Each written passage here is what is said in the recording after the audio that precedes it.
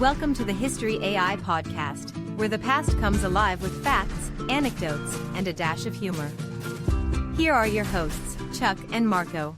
Hello and welcome to another episode of the History AI podcast, where we breathe life into the pages of history. I'm your host, Chuck. And I'm Marco, your co-pilot on this historical journey. Today, we're setting our time machine to one of the ancient world's most dramatic and pivotal battles, the Battle of Cannae. That's right, Marco.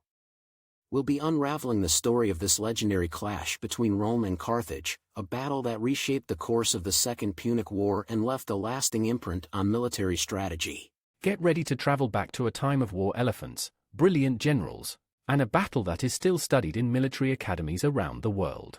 Before we delve into the Battle of Cannae, let's set the stage. The world of the 3rd century BC was a cauldron of power struggles, with Rome and Carthage as two dominant superpowers in the Mediterranean. That's right. The First Punic War, which lasted from 264 to 241 BC, had already seen these two powers clash, primarily over control of Sicily. Rome emerged victorious, but the seeds of resentment were sown in Carthage. Enter Hannibal Barca, a Carthaginian general, who grew up with a burning desire to defeat Rome.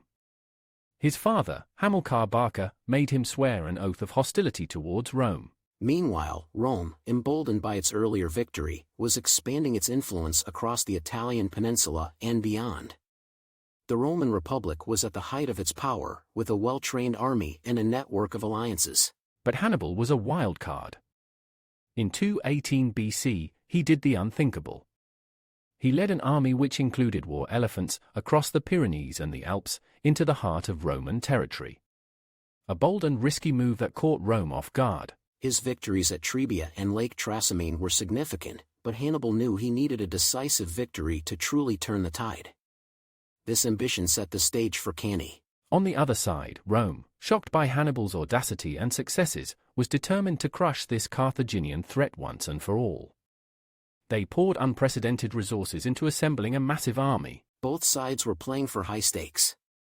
For Rome, it was about defending their homeland and maintaining their burgeoning empire. For Hannibal and Carthage, it was about revenge, survival, and altering the balance of power in the ancient world. With this backdrop, the stage was set for one of the most famous battles in history. The Battle of Cannae wasn't just a clash of armies, it was a clash of two worldviews, two ways of life. To truly appreciate the brilliance of Cannae, we need to understand Hannibal's strategic genius. His plan wasn't just about winning a battle, it was about outsmarting Rome at its own game. Absolutely, Chuck. Hannibal knew he was outnumbered and that a head-on clash with the Roman legions was suicide. So, he devised a plan that relied on psychology, terrain, and innovative tactics. His army, though diverse in composition, was battle-hardened and loyal. Hannibal's leadership style fostered intense loyalty, and his troops trusted him implicitly. He chose the battlefield carefully, the plains of Cannae. This location negated some of the Roman advantages in heavy infantry and allowed Hannibal to maximize the effectiveness of his cavalry. And let's talk about that famous double envelopment tactic. Hannibal arranged his troops in a convex formation, with the center pushed forward. This was unconventional and risky. Right. The idea was to lure the Romans into breaking through the center, thinking they were winning. Meanwhile, Hannibal's cavalry would deal with the Roman cavalry and then move to attack the Roman infantry from behind. It was a bold plan that required precise timing, absolute discipline from his troops, and a bit of luck. Hannibal was counting on the Roman commanders being predictable and sticking to their traditional tactics of a frontal assault. He also counted on the Romans' overconfidence and their underestimation of his capabilities. Remember, Rome had never faced a general quite like Hannibal. This battle was more than a confrontation, it was a culmination of Hannibal's strategic acumen, deep understanding of his enemy, and his ability to turn his army's diversity into its greatest strength. It's fascinating, Chuck. Hannibal was not just fighting a battle, he was orchestrating a symphony of war, where every move was a note leading to a dramatic crescendo. Now, let's delve into the composition and leadership of the forces that clashed at Cannae. Hannibal's army was a melting pot of different cultures and fighting styles. You're right, Marco. His troops included Carthaginians, Spaniards, Gauls, and Numidians. Each group brought its unique strengths. The Gauls were fierce and intimidating warriors, the Spaniards skilled in guerrilla tactics, and the Numidians were unrivaled cavalrymen. And then there were the war elephants, Hannibal's trump card. Although their effectiveness in battle was mixed, they were a psychological weapon, striking fear into the hearts of Roman soldiers. Hannibal himself was a leader of exceptional charisma and tactical genius. He was not just respected by his troops but adored. His ability to inspire and lead such a diverse army was nothing short of remarkable. On the Roman side, the army was predominantly made up of heavy infantry, the backbone of the Roman military might. They were highly disciplined, well-trained, and equipped with the famous Roman shield and short sword. The Romans were led by two consuls, Lucius Aemilius Paulus and Gaius Terentius Varro. Paulus was known for his caution and experience, while Varro was more aggressive and impulsive. This difference in leadership styles played a crucial role in the battle. Hannibal knew this and exploited it. He anticipated that Varro, who was in command on the day of the battle, would be more likely to make rash decisions. And let's not forget about the Roman cavalry, significantly outnumbered and outclassed by Hannibal's Numidian horsemen. This was a critical factor in the battle's outcome. The Roman legions were a formidable force, but at Cannae their strengths were turned against them. Hannibal used the Romans' discipline and tendency to stick to formation against them. It's a classic example of how understanding and exploiting the enemy's characteristics is as important as knowing your own strengths. The morning of August 2nd, 216 BC, dawned with tension that could be cut with a knife. Hannibal's diverse army faced the massive Roman force, ready for a battle that would echo through history. Hannibal's forces, around 50,000 strong, were positioned with the Celtic and Iberian infantry in the center, the Libyans on the flanks, and his prized cavalry on the wings. The center was deliberately weaker, a key part of Hannibal's trap. The Romans, numbering around 86,000, arranged their legions in traditional formation, a strong, heavy infantry center and cavalry on the flanks. Their plan was straightforward: crush Hannibal with sheer numbers and strength. As the battle commenced, Hannibal's center began to slowly retreat, bending but not breaking. This was the bait. The Romans, sensing victory, pushed forward, breaking their formation to envelop Hannibal's center. Meanwhile, Hannibal's cavalry, led by the brilliant Numidian horsemen, quickly overpowered the Roman cavalry. This was crucial. Once the Roman cavalry was scattered, Hannibal's cavalry swung around to attack the Roman infantry from behind. Hannibal's Libyan infantry, previously hidden on the flanks, then moved in. The Romans found themselves surrounded on three sides with their backs to the river Aufidus. Panic set in. What followed was a slaughter. The tightly packed Roman formations, usually their strength, became their downfall. They couldn't maneuver or escape. The Carthaginian forces closed in. The Roman losses were staggering. Estimates suggest that up to 70,000 Romans were killed, including Paulus and other high-ranking officers. Only a few thousand managed to escape. It was a masterclass in military strategy by Hannibal. He turned his weaknesses into strengths and used the Romans' predictability against them. But, despite this monumental victory, Hannibal's limitations became apparent. He lacked the siege equipment to attack Rome directly and the local support to maintain a prolonged campaign in Italy. Cannae became a symbol of both tactical brilliance and strategic limitations. It's a battle studied for its genius, but also as a cautionary tale. In the midst of the carnage at Cannae, there were countless acts of bravery and sacrifice.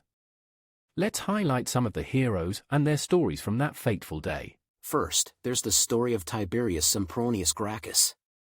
A Roman cavalry commander, Gracchus fought valiantly to rally his men against the superior Numidian horsemen. Despite being outnumbered, he managed to lead a successful retreat, saving many lives.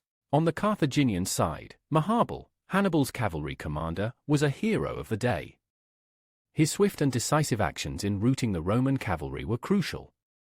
His leadership was a key factor in the envelopment of the Roman infantry. Then there's Gaius Terentius Varro, one of the Roman consuls. Despite the disaster, his escape from the battlefield and subsequent rallying of Roman survivors showed remarkable resilience. He later faced criticism in Rome but was also acknowledged for not losing hope in the face of overwhelming defeat. Among the ranks, stories emerged of extraordinary courage. Like the Roman centurion who, seeing his men wavering, charged alone into a group of Carthaginians. inspiring his men to follow and fight to their last breath. Or the story of a young Iberian soldier in Hannibal's army, who despite being gravely wounded, managed to save the standard of his unit, ensuring it didn't fall into Roman hands. These stories illustrate the human aspect of war. Behind the tactics and numbers, there were individuals with their own fears, hopes, and incredible courage. Absolutely, Marco. It's important to remember that each soldier in that vast sea of men was an individual with a story. Their bravery and sacrifice are integral parts of the larger narrative of Cannae. The aftermath of Cannae had profound implications, not just for the Second Punic War, but for the broader canvas of ancient warfare. Let's dissect how this battle impacted the war's trajectory. First and foremost, Cannae shattered the myth of Roman invincibility. The psychological impact on Rome was immense. It caused panic and fear, but interestingly, it also sparked a fierce determination to never let such a defeat happen again. Despite the victory, Hannibal faced his own challenges. His inability to directly attack Rome, due to a lack of resources and reinforcements from Carthage, limited the strategic gains from Cannae. Rome, on the other hand, refused to concede defeat. They adopted the Fabian strategy, named after Quintus Fabius Maximus, avoiding large-scale confrontations and instead focusing on a war of attrition. This shift in strategy was significant. Rome began to focus on cutting off Hannibal's supply lines and recapturing key cities. It was a slow but steady approach to weaken Hannibal's position in Italy. Cannae also had diplomatic repercussions. Some of Rome's allies, especially in southern Italy, switched sides after the battle. However, Rome's core allies remained loyal, which was crucial for Rome's resilience. In the broader scope, Cannae influenced military thinking for centuries. The tactics used by Hannibal were studied and emulated by future military leaders. The battle became a case study in strategic envelopment, surprise, and the use of terrain. But perhaps the most lasting impact was on Rome itself. The defeat led to military reforms, including changes in the Roman legion's structure and recruitment. Rome emerged from this tragedy a more robust and adaptable military force. So, in a twist of fate, Hannibal's greatest victory sowed the seeds for Carthage's eventual downfall and Rome's rise as a dominant military power in the ancient world. From the mind behind the History AI podcast comes an electrifying journey into the past. A ripple through time, Franklin's Folly. Dive into a tale where Benjamin Franklin, America's beloved inventor, takes an unexpected journey through time. But with his leap, he unleashes a powerful ripple. Now, with dark forces lurking in the shadows, harnessing this energy to shatter and enslave the world, it's a race against time. Will Franklin fix the future? Or will history rewrite itself? Uncover the secrets. A ripple through time, Franklin's Folly. Time has never been more fragile. On Amazon now. Thanks for joining us on this journey through one of history's most incredible battles. Don't forget to rate, follow, and share our podcast. Your support means a lot to us. And if you have any topics you'd like us to explore, reach out on social media. Until next time. This is Chuck. And Marco, signing off from the History AI podcast. Stay curious.